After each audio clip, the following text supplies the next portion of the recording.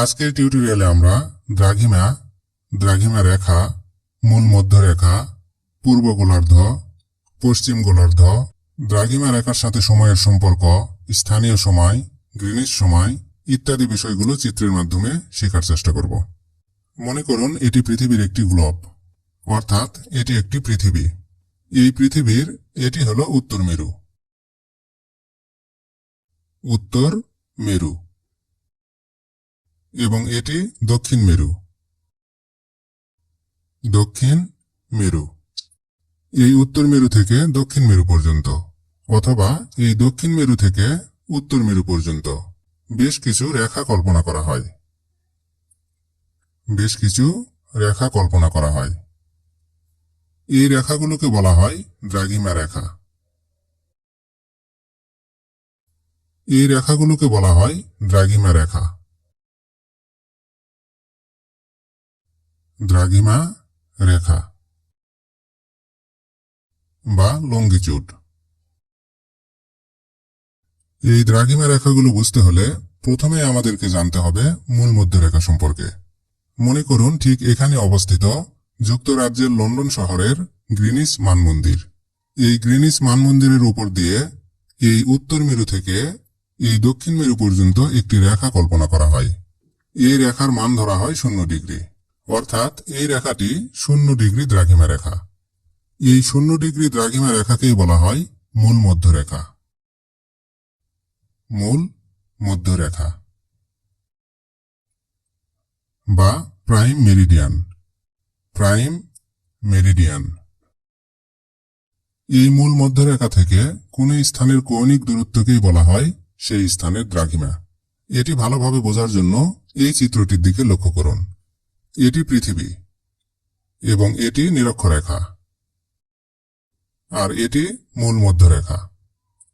এখন আমরা এই পৃথিবীকে এই নিরক্ষরেখা বরাবর উত্তরে এবং দক্ষিণে সমান দুটি ভাগে বিভক্ত করে ফেলব।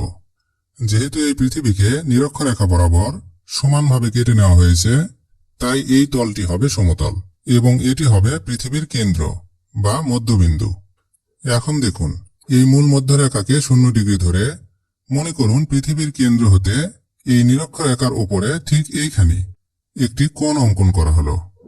তাহলে এই মূল মধ্যরেখা থেকে এই কৌণিক দূরত্বটুকুই হল দ্রাঘিমা।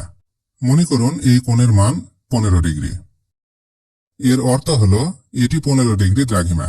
এখন এই 15 ডিগ্রির উপর দিয়ে এই উত্তর মেরু থেকে এই দক্ষিণ মেরু পর্যন্ত একটি রেখা কল্পনা করা হলো।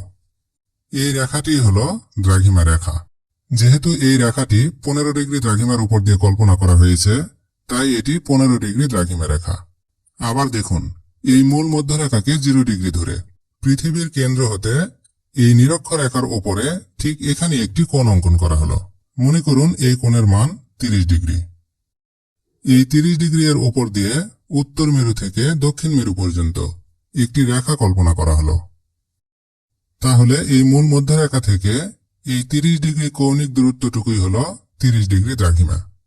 এবং এই 30 ডিগ্রি দ্রাঘিমার উপর দিয়ে কল্পিত এই রেখাটি হল 30 ডিগ্রি দ্রাঘিমা রেখা। এভাবে এই মূল মধ্যরেখা থেকে এখানে যে কোণ উৎপন্ন করবে সেই কোণের মান হবে 90 ডিগ্রি। এই 90 ডিগ্রি এর উপর দিয়ে এই উত্তর মেরু থেকে এই দক্ষিণ মেরু পর্যন্ত এই রেখাটি হল 90 ডিগ্রি দ্রাঘিমা রেখা। মূল মধ্যরেখা থেকে এইটুকু নিরক্ষরেখায় কোণ উৎপন্ন হল 90 ডিগ্রি। আমরা আগের টিউটোরিয়ালে জেনেছি এই নিরক্ষরেখাটি বৃত্তাকার, অর্থাৎ পৃথিবীর চারদিক বেষ্টন করে রয়েছে। এইটুকু নিরক্ষরেখাতে কোণ উৎপন্ন হল 90 ডিগ্রি। তাহলে এর বিপরীত পাশে এইটুকু নিরক্ষরেখাতেও কোণ উৎপন্ন হবে 90 ডিগ্রি, অর্থাৎ 91 ডিগ্রি, 92 ডিগ্রি, 93 ডিগ্রি, 94 ডিগ্রি। এভাবে এই মূল মধ্যরেখার ঠিক বিপরীত পাশে 180 ডিগ্রি কোণ উৎপন্ন হবে। অর্থাৎ এই মূল মধ্যরেখার ঠিক বিপরীত পাশে আমরা 180 ডিগ্রি দ্রাঘিমা রেখা পাব।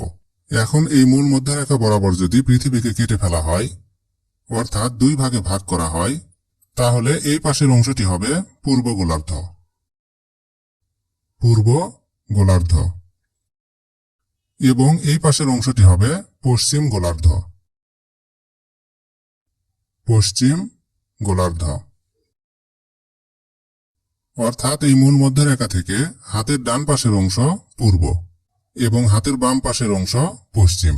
দেখুন এই পূর্ব গোলার্ধে অর্থাৎ এই মূল মধ্যরেখা থেকে পূর্ব পাশে আমরা দ্রাঘিমা পাব 1 ডিগ্রি, 2 ডিগ্রি, 3 ডিগ্রি, 4 ডিগ্রি, এভাবে 90 degree, 91 degree, 92 degree, 93 degree, 100 degree, 110 degree, 150 degree, এভাবে করে 180 ডিগ্রি। অর্থাৎ এই পূর্ব গোলার্ধে আমরা দ্রাঘিমা রেখা পাব প্রতি 1 ডিগ্রি অন্তর অন্তর 180টি, প্রতি 1 ডিগ্রি অন্তর অন্তর 180টি।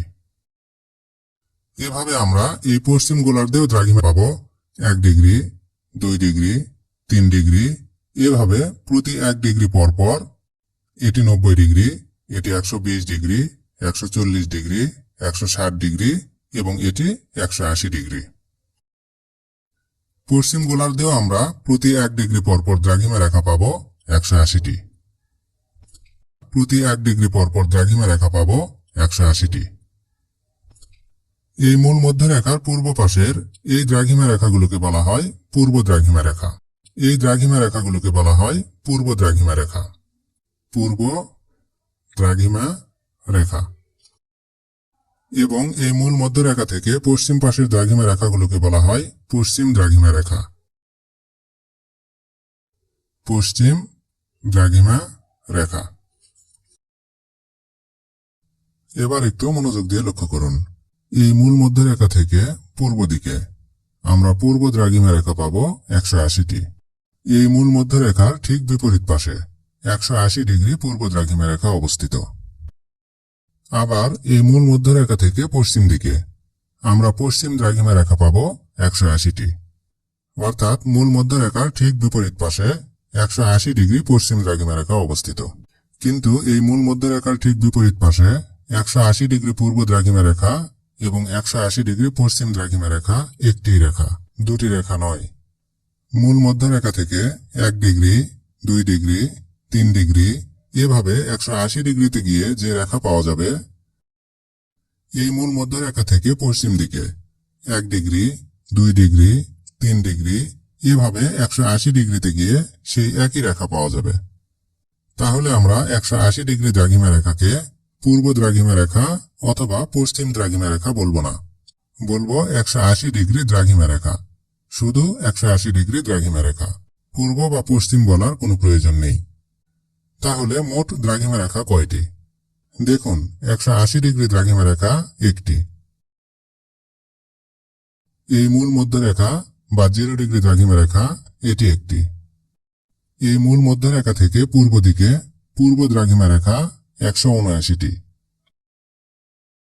এই মূল মধ্যরেখা থেকে পশ্চিম দিকে পশ্চিম দ্রাঘিমা রেখা 179টি।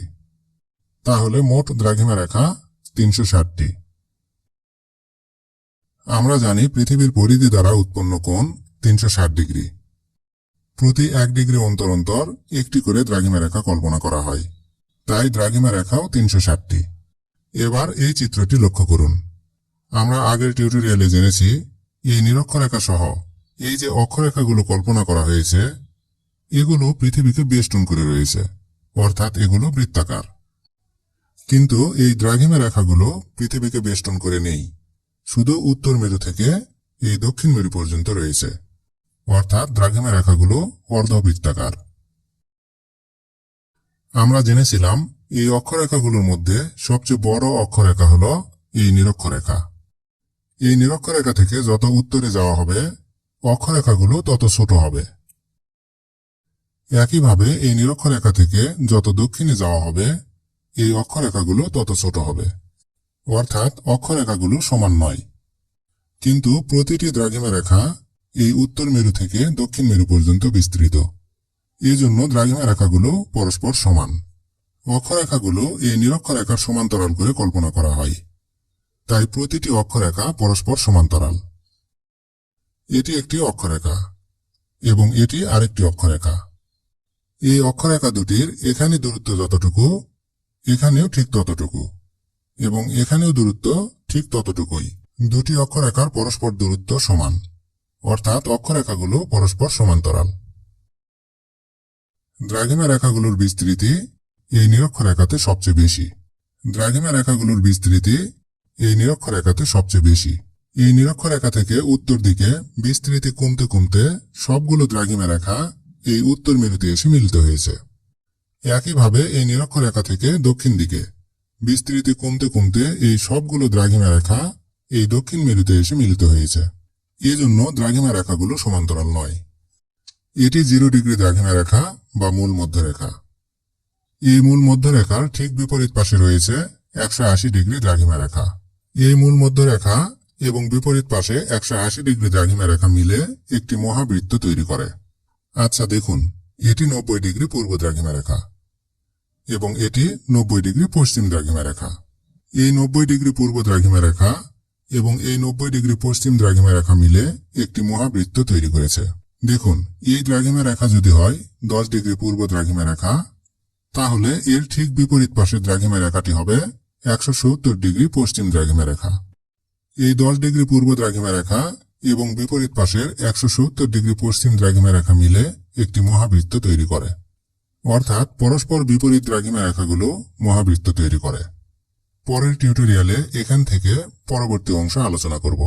আজকের টিউটোরিয়ালটি কেমন লাগলো তা অবশ্যই কমেন্টে জানাবেন। ভালো লাগলে লাইক এবং শেয়ার করে দিবেন। আর পরবর্তী টিউটোরিয়ালটি মিস করতে না চাইলে চ্যানেলটি সাবস্ক্রাইব করে পাশে থাকা বেল বাটনে প্রেস করে রাখবেন।